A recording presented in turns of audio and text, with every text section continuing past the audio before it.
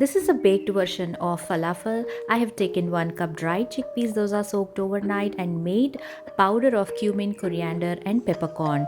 In a food processor, combine the soaked chickpeas with onion, the ground powder,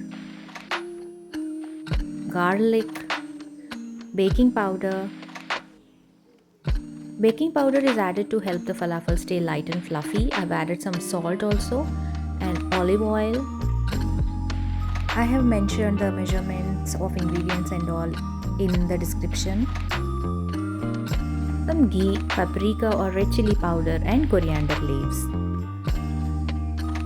Pulse until the mixture is coarse and grainy, but not a smooth paste. We would like to have some texture in the mixture.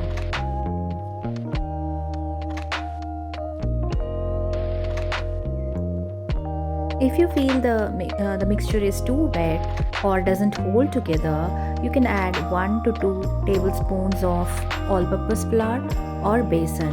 Here I am adding besan for that nice taste and the texture. So give it a blitz one more time, and there you go. It is coarse and grainy. I am baking it, so I preheated my oven to 200 degrees centigrade, and I am going to place the falafels on a greased baking tray. And don't forget to flip them halfway and brush them lightly with oil. And pop it in the oven again for the remaining time. And there you go, your baked falafel is ready.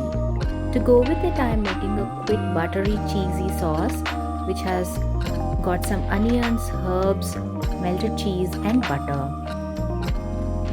I'm gonna apply this on a leftover roti and place the baked falafels on top and roll it up and have it for breakfast or dinner.